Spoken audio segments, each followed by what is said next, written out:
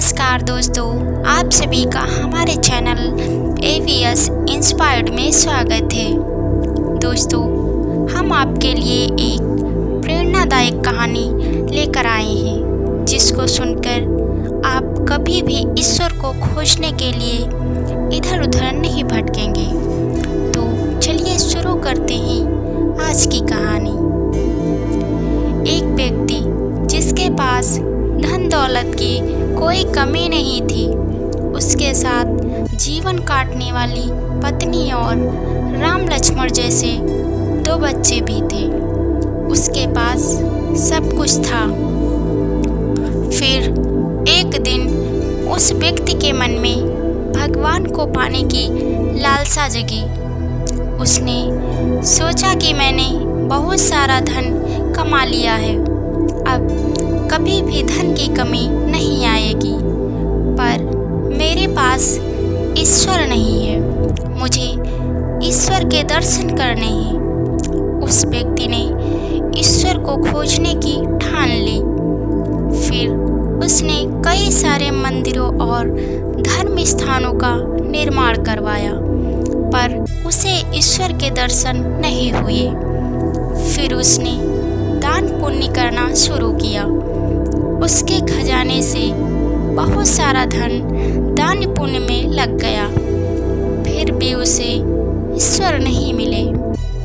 फिर उस व्यक्ति ने सोचा कि अब मैं बड़े बड़े धामों की तीर्थ यात्रा करता हूँ। उस व्यक्ति ने कई तीर्थ स्थानों के दर्शन किए। ऐसे ही 20 साल गुजर गए, पर उस व्यक्ति को ईश्वर नहीं मिले।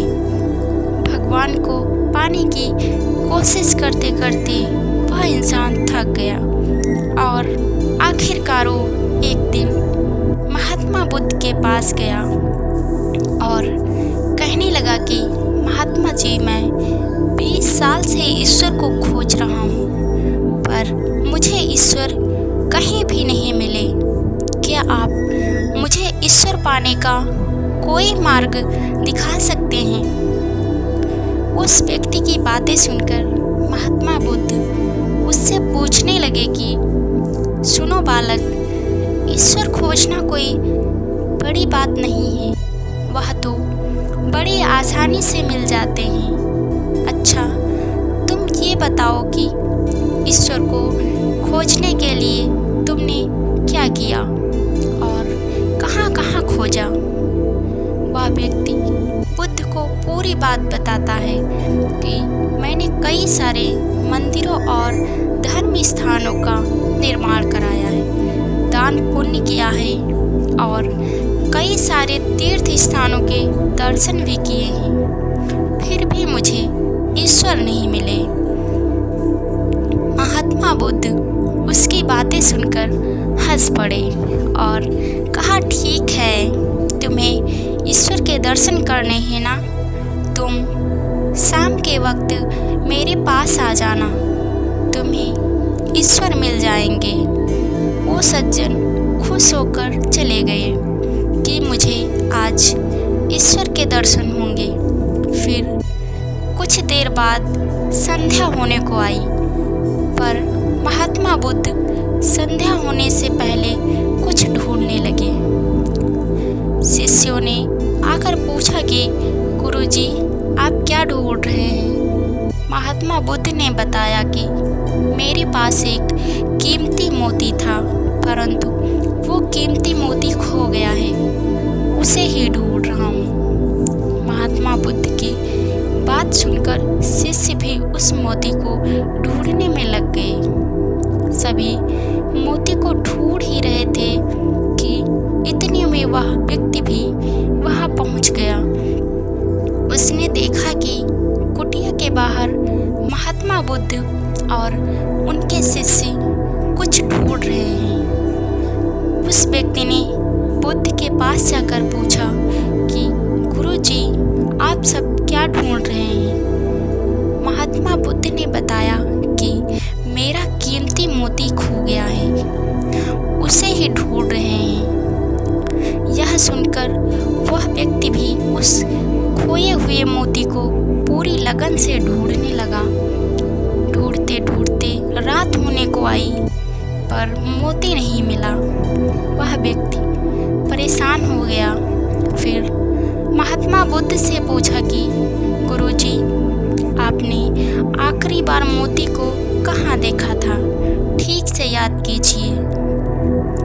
महात्मा बुद्ध सोचकर बताते हैं कि मैंने आखिरी बार मोती को कुटिया के अंदर देखा था।